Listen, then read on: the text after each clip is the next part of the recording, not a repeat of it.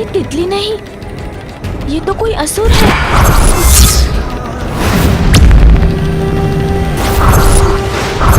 पिताश्री ने सत्य कहा था, इंद्रियां भ्रमित कर हमें संकट में डाल देती हैं। इसीलिए तो सुंदर तितली को देखकर उसके रूप में आए इस असुर को नहीं पहचान सका मैं।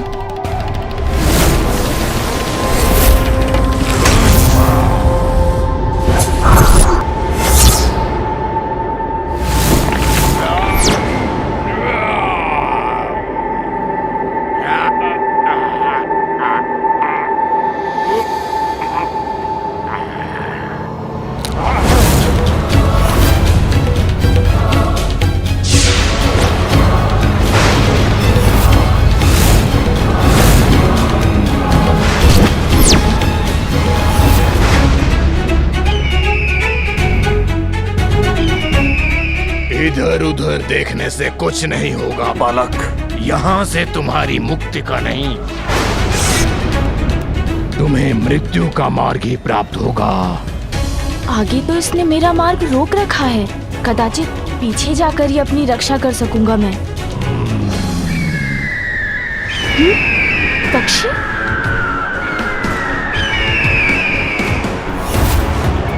अब इस दिशा से आने वाला ये भयंकर पक्षी भी कोई असुर तो नहीं? फिर तो दोनों ओर से घिर जाऊंगा मैं।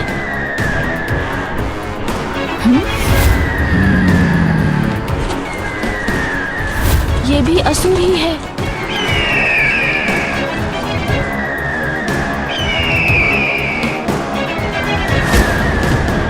ये दोनों तो मेरे ऊपर झपटने के लिए तैयार हैं।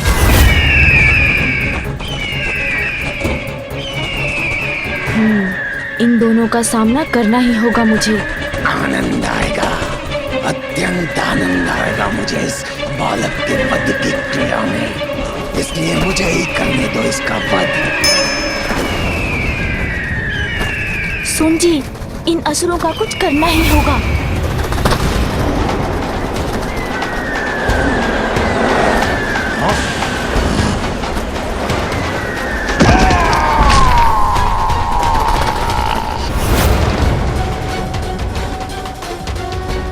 ये कोई साधारण बालक नहीं, मुझे सावधान रहना होगा। असुर जी, उचित कहा था आपने, अत्यंत आनंद आएगा इस क्रीड़ा में।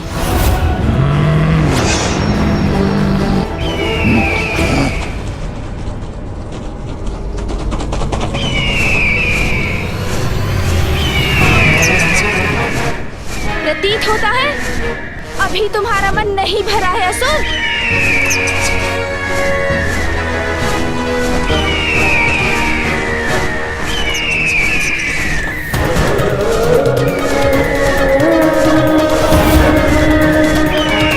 इसके विशाल पंख तो मुझे आगे ही नहीं बढ़ने दे रहे।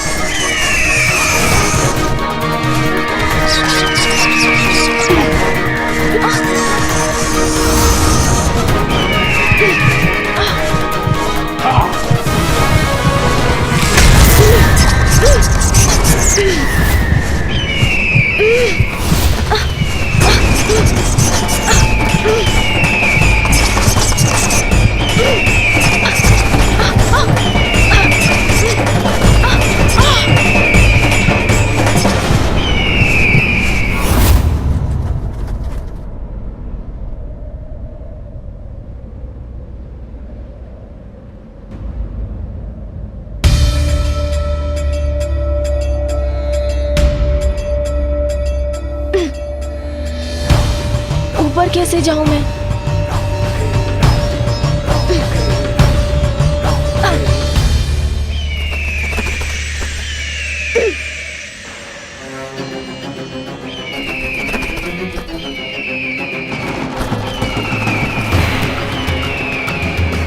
बालक, अब तो फंस गए ना तुम? लेकिन तुम चिंता मत करो, तुम्हारी मृत्यु शीघ्र ही होगी। हम चट्टान खिसकाकर इस स्थान को ढक देते हैं, फिर देखते हैं कौन ढूंढ पाएगा इसे। मुझे यहाँ से बाहर निकलने का कोई उपाय ढूंढना ही होगा।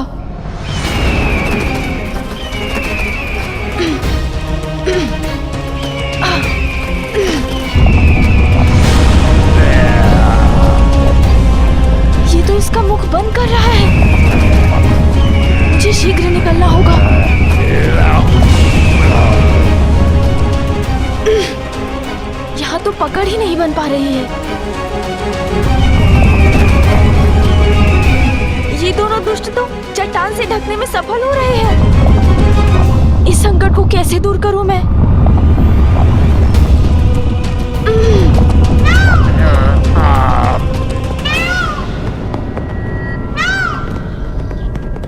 क्या तुम्हें कोई ध्वनि सुनाई दी? कदाचित कोई ध्वनि नहीं, मेरे मन का भ्रम ही था। मेरा प्रयत्न व्यर्थ हो रहा है। अब क्या करूं मैं?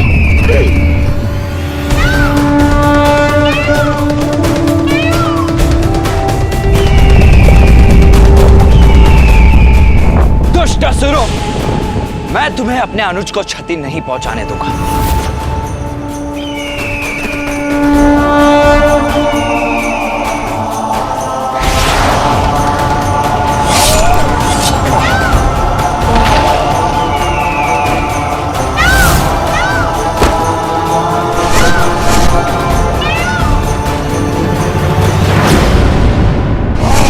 मेरे अनुज गजानन पर घात लगाने का दुस्साहस कैसे किया तुमने?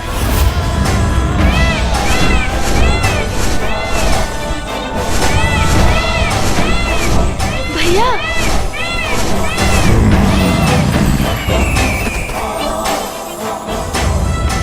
भैया आप आ गए। भ्राता गजानन, तुम कुशल तो हो ना? हाँ भैया, आप आ गए तो मैं कुशल कैसे नहीं होऊंगा जब आप मेरे साथ हैं। बताओ मुझे दुष्टों, कौन हो तुम?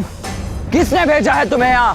शब्दों से नहीं, अपने वार से परिचय देते हैं हम। अर्थात अपने विनाश से भेंट करने का निश्चय ले ही लिया है तुम दोनों ने।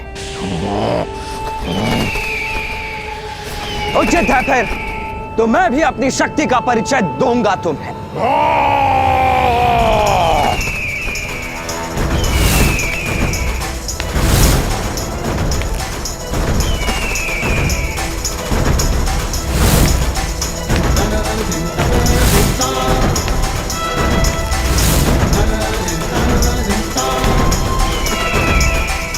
ये असुर पक्षी तो पुनः मेरी ओर आ रहा है। इस असुर से तो मैं निपटता हूँ।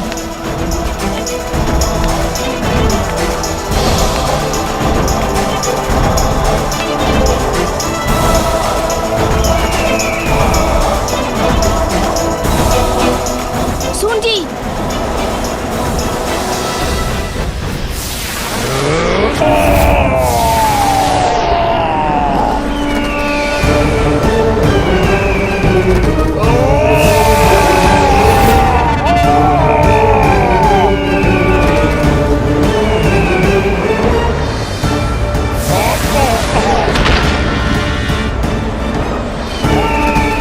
अब पराजय स्वीकार करते हो असुर, या और दंडित करूं तुम्हें?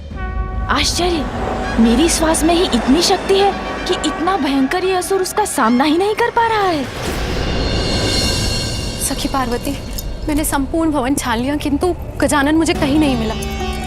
विजया, गजानन का ध्यान रखने के लिए तो तुम्हें छोड़ा था मैंने, फिर वो कहाँ चला गया? मुझे क्षमा कर दो सखी पार्वती।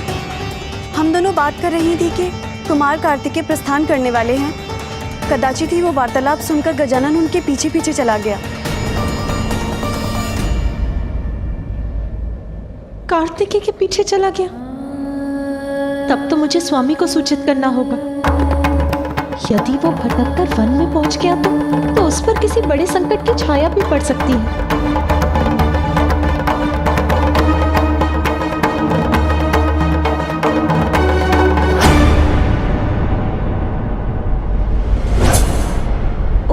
ये पुनः आ गया, तो मैं भी इसका सामना करने को पुनः प्रस्तुत हूँ।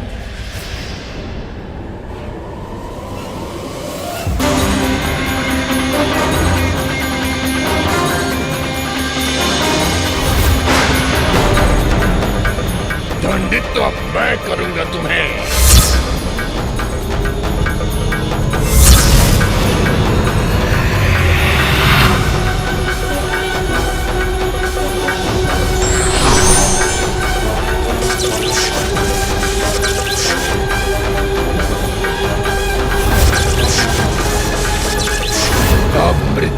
निश्चित है तुम्हारी।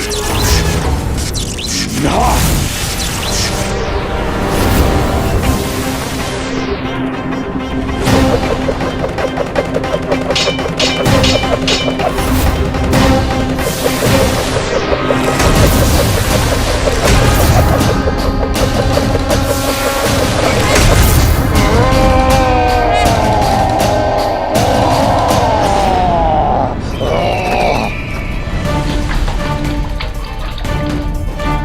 ये कहाँ घुमा रहा है?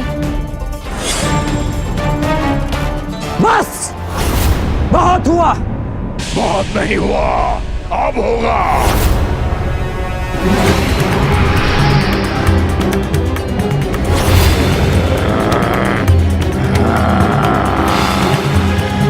मैं तो अभी भी जीवित हूँ, किंतु अब तुम्हें तुम्हारी मृत्यु से कोई नहीं बचा सकता।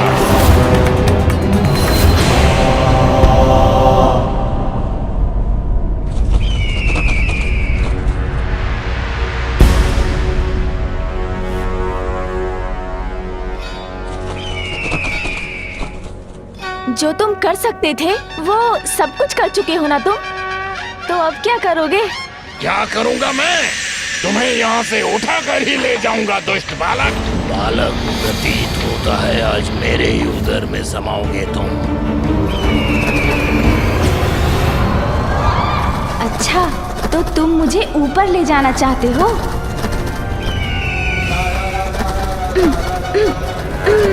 अब मैं तुम्हें मृत्यु दंड दूंगा। प्राण तो मैं तुम्हारे हरूंगा दुष्ट असुर।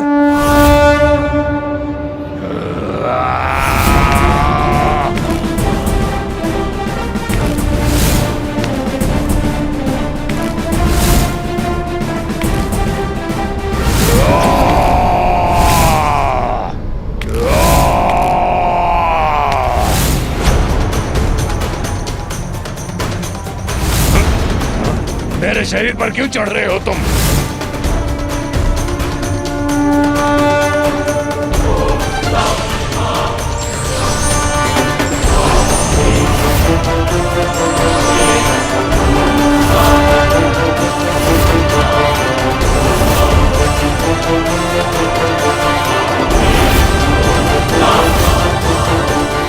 सुन जी, अब रुकने का समय मेरा नहीं तुम्हारा है। तुम्हारी ये क्रीड़ा अब यहीं समाप्त होगी।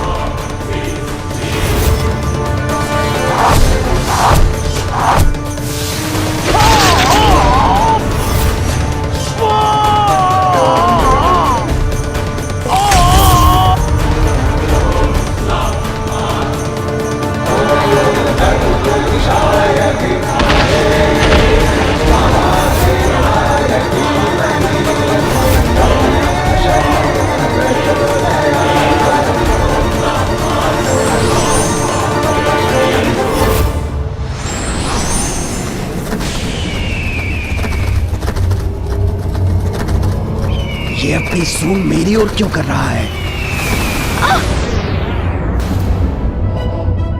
गजानन,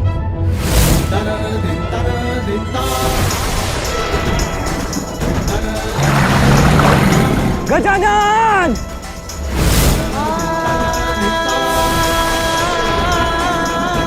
मेरा आहार स्वयं मेरे मुख में आ रहा है। अरे एक असुर से मुक्ति प्राप्त की, तो अब ये नवीन संकट मुख खोले मेरी प्रतीक्षा कर रहा है।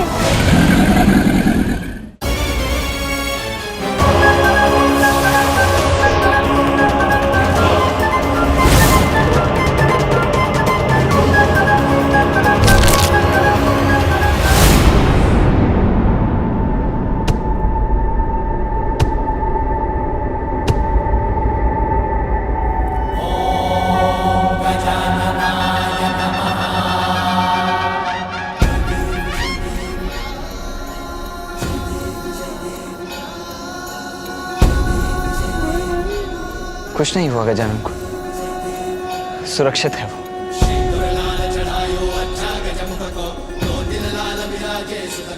तुम्हारे इस पर गिरने मात्र से इस विकराल मगरमच्छ का अंत हो गया। आश्चर्य।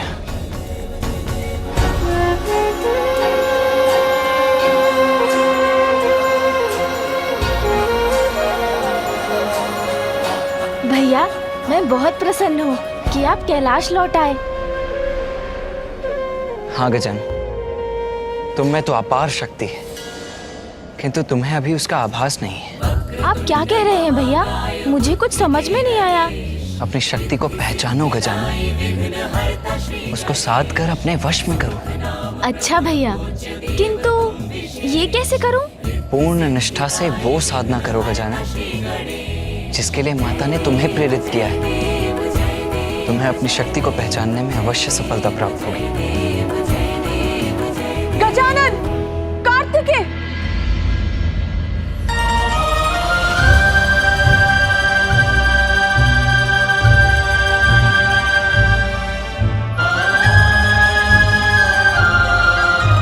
पुत्र गजानन, कार्तिकेय के पीछे पीछे बिना किसी को बताए क्यों चले आए तुम? तुम्हें ज्ञान भी है कैसी आशंकाओं ने जकड़ लिया था मुझे।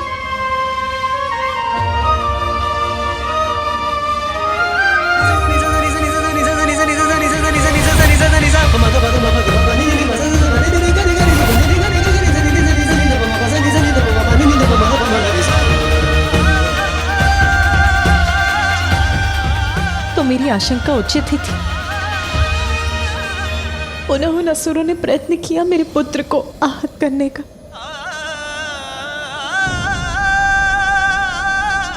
कैसे सुरक्षित करूं मैं अपने पुत्र को? कैसे? अविलंब गजानन की साधना संपूर्ण कराइए माता। गजानन यदि अपने वास्तविक स्वरूप को पहचान लेगा तो आपकी चिंता का कारण स्वतः ही मिट जाएगा।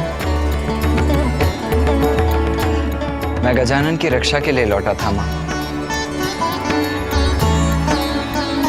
इसीलिए अब मुझे अनुमति दीजिए। मुझे शीघ्र ही दक्षिण पहुंचना चाहिए।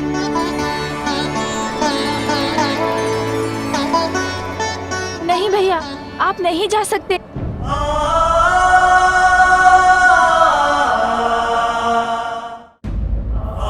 नहीं भैया, आप नहीं जा सकते। जाना तो होगा ही गजानन। भ्राता, मेरे शब्दों का स्मरण रखना। अपनी शक्तियों को पहचानने के लिए, उन्हें अपने वश में करने के लिए अपनी साधना अवश्य पूर्ण करना।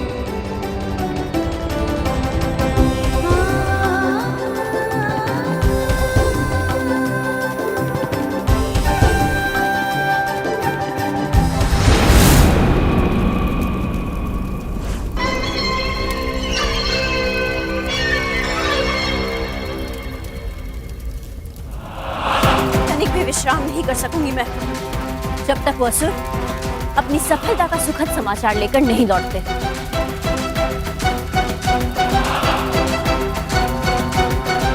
आ रहे हैं वो, प्रतीत होता है शुभ सूचना लेकर आ रहे हैं वो।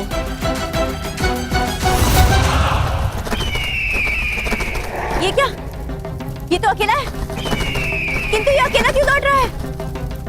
और ये अपनी गति धीमी क्यों नहीं कर रहा है? रुक जाओ! अरे मेरा ही अंत करना चाहते हो क्या?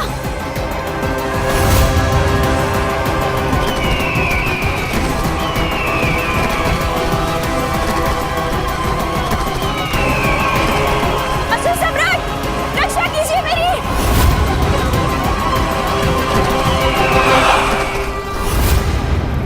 असुर सम्राट!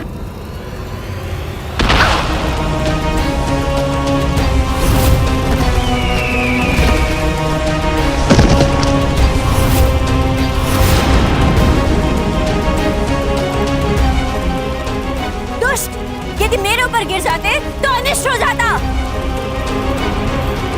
असुर सम्राट, ये देखिए। प्रणाम असुर सम्राट, अशुभ समाचार लाया हूँ। देखिए असुर सम्राट सिंदूरा, महादेव के दोनों पुत्र कार्तिकेय और गजानन ने मिलकर मेरी ऐसी दुर्दशा कर दी और उन्होंने दोनों असुरों का वध भी कर दिया। मेरी अवस्था भी अच्छी नहीं है महाराज। नहीं, ये असंभव है।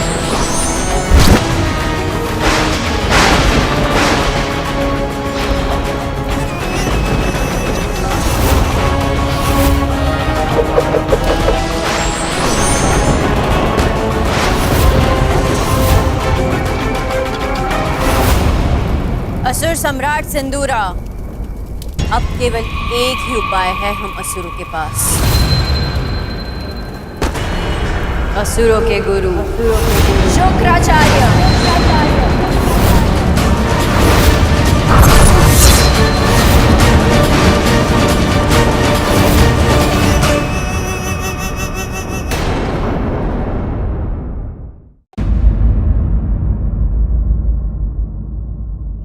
पुत्र, अब पूर्ण लगन से तुम्हें पंचाग्नि तप करना होगा।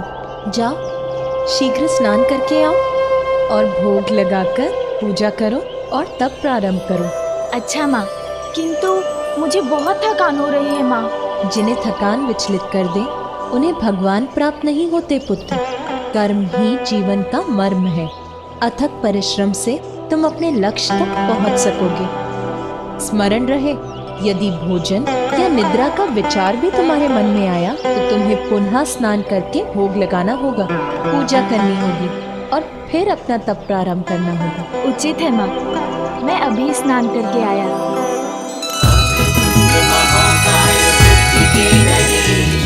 रिद्धि सिद्धिदायी विघ्नहर्ता श्री गणेश, सुमुख नाम प्रथम पूज्य देव तुम विशेष। रिद्धि सिद्धिदायी विघ्नहर्ता श्री गणेश। माँ के वचनों के पालन के लिए बालक विनायक प्रयास किए। निद्रा से लड़ आए करके स्नान, तप स्थल पे प्रयास रख के लगे ध्यान। महाकाय बुद्धि के नरेश, रिद्धि सिद्धिदायी विघ्नहर्ता श्री गणेश। जय देव जय देव जय देव जय देव जय देव जय देव। उमा, क्या देख रही हो?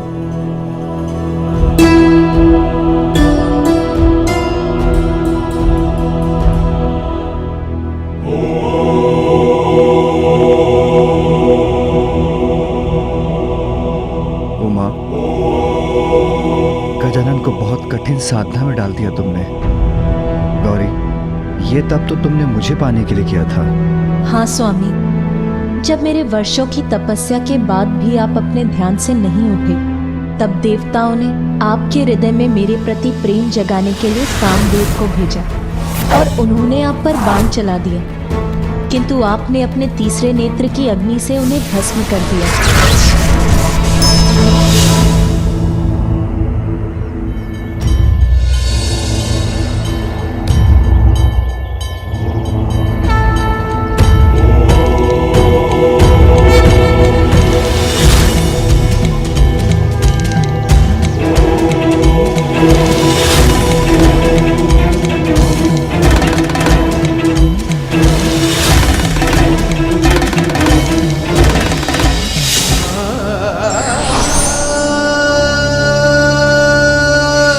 तब देवश्री नारद ने मुझे समझाया कि देवी सती को खोने से विचलित होकर संसार से पूर्ण रूप से विरक्त हो गए हैं आप, इसीलिए कठोर तप से ही आपकी विरक्ति के भाव को मिटाया जा सकता है। मुझे बताया कि पंचाग्नि तप ही है एकमात्र उपाय, और मैंने भी ठान लिया कि मैं सभी कठिनाइयों का सामना करूंगी, किंतु इस कठोर तप को अवश्य पूर्ण करूंगी।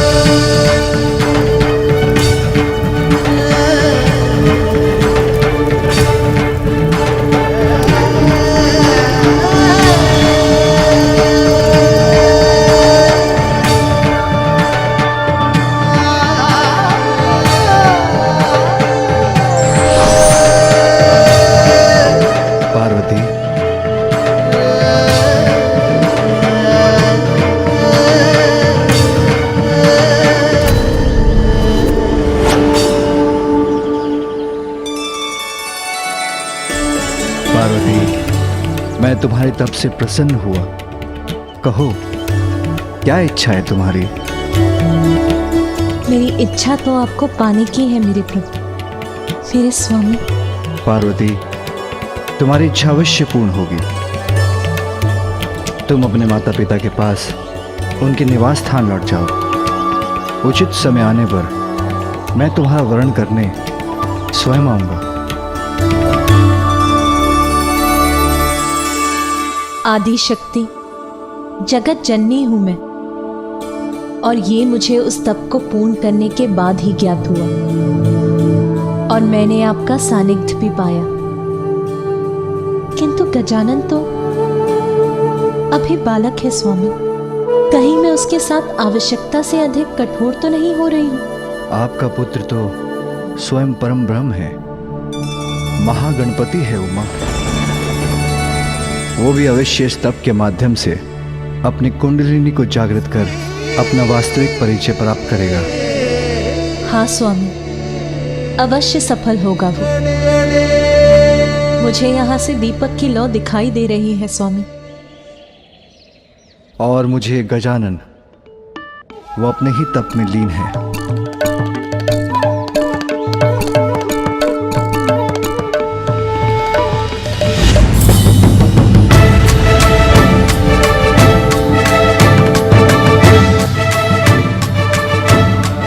महादेव ने मुस्कुराकर ऐसा क्यों कहा कि गजानन तो अपने ही तप में लीन है?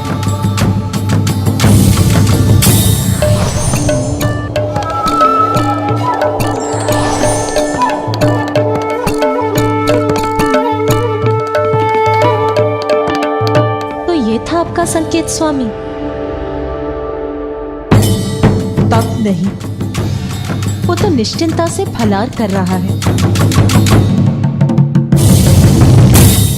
कौन है ये शुक्राचार्य? असुरों के गुरु,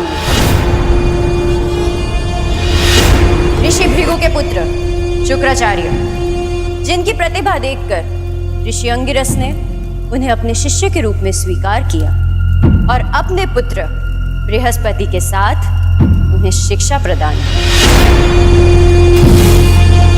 किंतु जब देवता देवगुरु का चयन कर रहे थे तो अंगिरस ऋषि ने पक्षपात कर अपने पुत्र बृहस्पति को अधिक ज्ञानी सिद्ध कर दिया और उन्हें देवगुरु के पद पे स्थापित करवा दिया।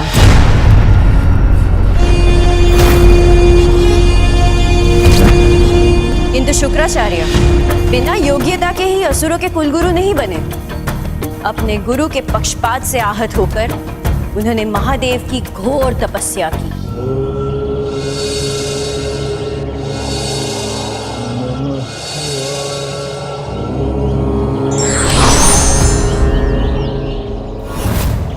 मैं तुम्हें मृत संजीवनी प्राप्त करने का वरदान देता हूँ। जब महादेव के वरदान स्वरूप उन्होंने मृत संजीवनी विद्या प्राप्त कर अपने आप को और भी योग्य बना दिया, तब से अब तक असुरों के कुल गुरु के पद पर स्थित है गुरु शुक्राचार्य। अनेकों बार देवताओं के साथ युद्ध में मृत असुरों को पुनर्जीवित किया है उन्होंने।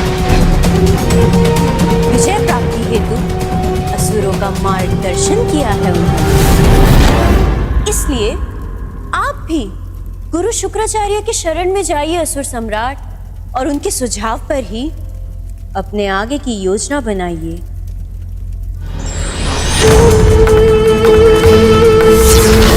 जाऊंगा, अवश्य जाऊंगा मैं गुरु शुक्राचार्य के पास।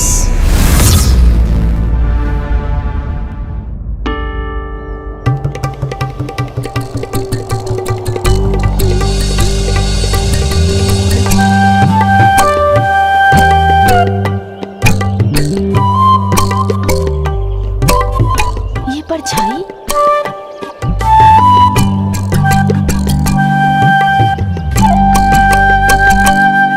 सुन जी, माँ है ना?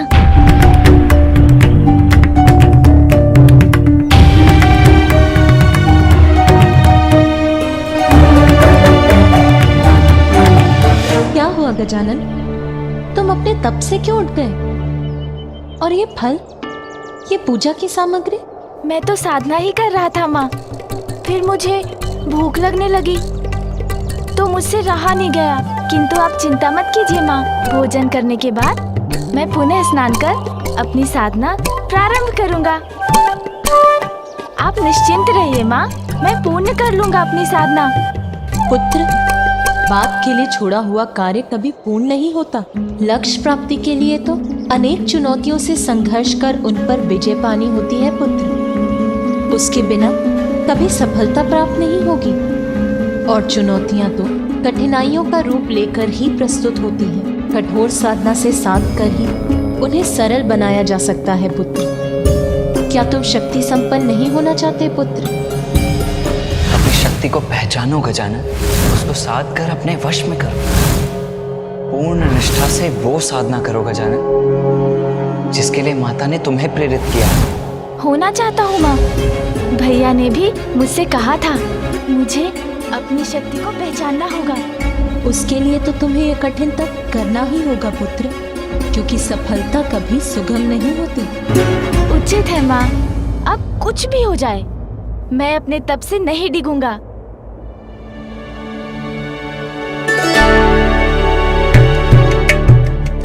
माँ, यदि आपकी अनुमति हो तब प्रारंभ करने के पूर्व ये लड्डू और खा लूं।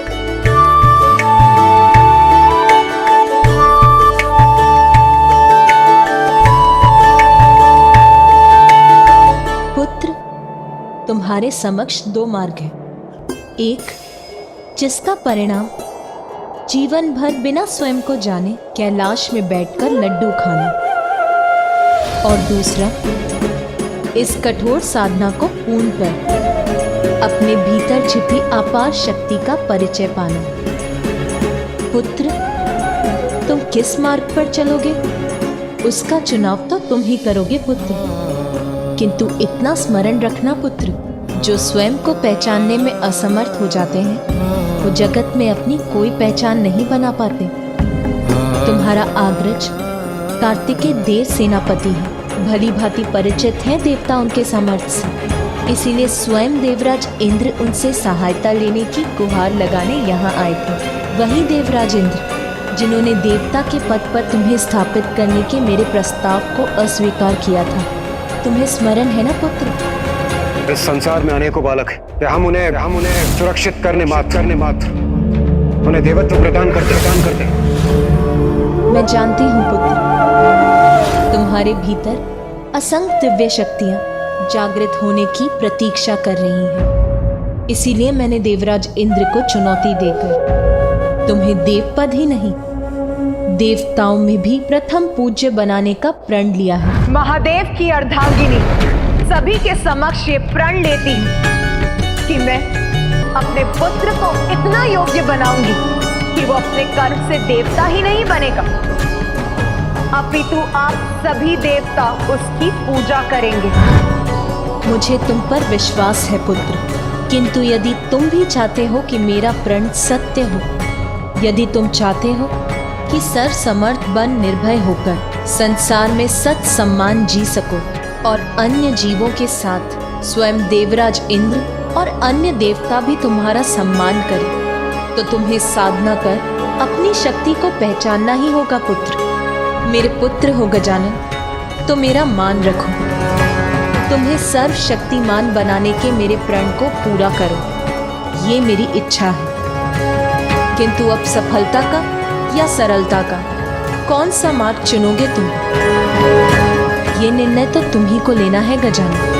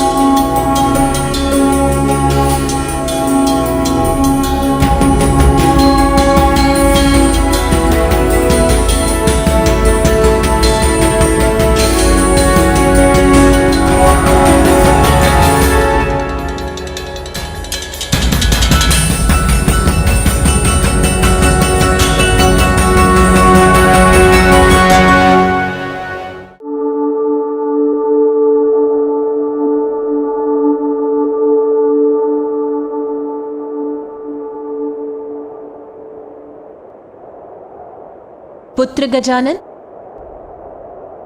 पुत्र गजानन,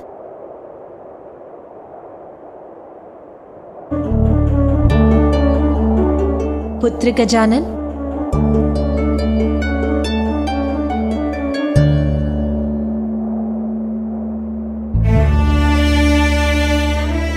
पुत्र गजानन। सूर्यास्त हो गया, संध्या हो चली है पुत्र। संध्या भी हो गई माँ, मुझे तो पता ही नहीं चला। आज की साधना पूर्ण हुई गजानन। अब भवन चलो और भोजन कर विश्राम कर लो पुत्र। बड़ी विचित्र बात है, आज मेरे जीवन में प्रथम बार मुझे भूख का आभास तक नहीं हुआ। आश्चर्य है।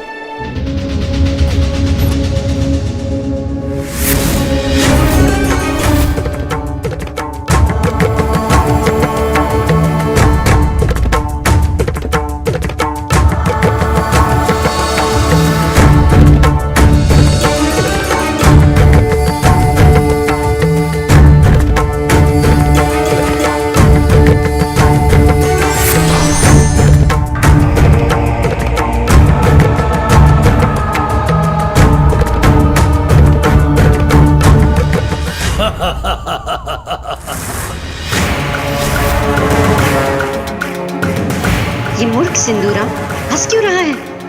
कहीं इसकी बुद्धि तो नहीं फिर गई है? बुढ़िया सिंगिका, किसके पास ले आई हो मुझे?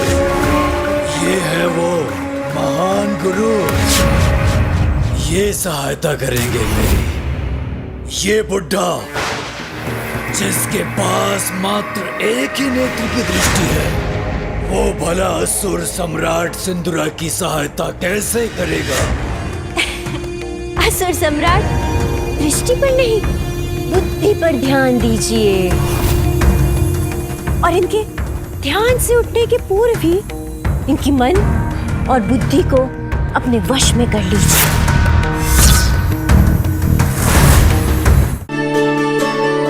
आहा, स्वादिष्ट मोदक।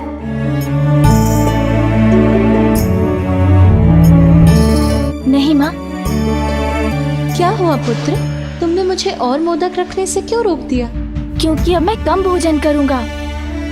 अधिक खाने से निद्रा और आलसपन का प्रभाव बढ़ता है।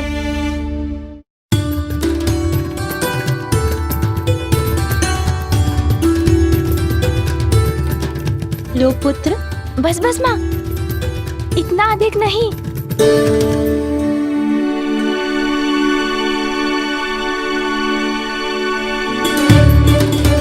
और थोड़ा लो पुत्र। बस, और नहीं माँ।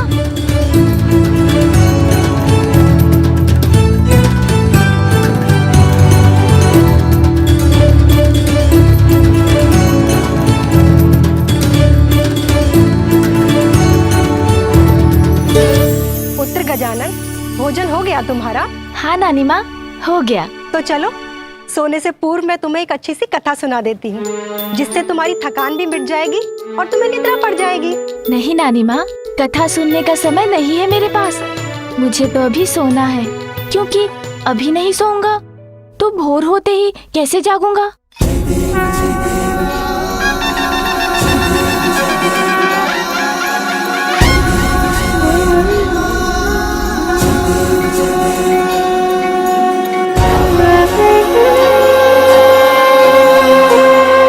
ये तो परिश्रम के बाद की मीठी निद्रा है पुत्र। अब तुम विश्राम कर लो, क्योंकि तुम्हारा तप तो और कठिन होने जा रहा है। महान आचार्य है ये, किंतु हठी है। अपनी बुद्धि के अनुसार ही सब कुछ करते हैं ये, और केवल उसी पर कृपा करते हैं जो इनकी बात सुनता है और मानता है। और मैं तो अपने पिता ब्रह्मदेव की भी बात नहीं मानता हूँ। ये मेरी बात माने और मुझे उचित सुझाव दे, इसलिए मैं इनकी बुद्धि को अपने वश में कर लेता हूँ।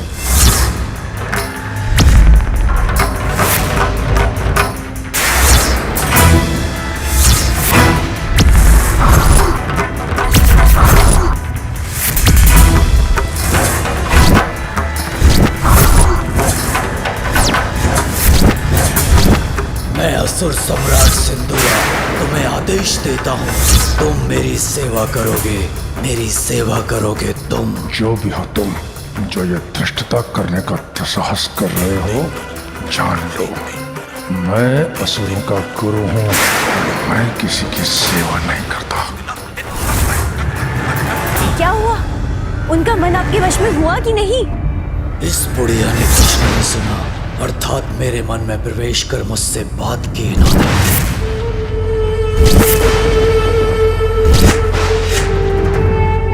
उचित सोच रहे हो तुम, बहुत अहंकार है ना अपनी शक्तियों का तुम्हें।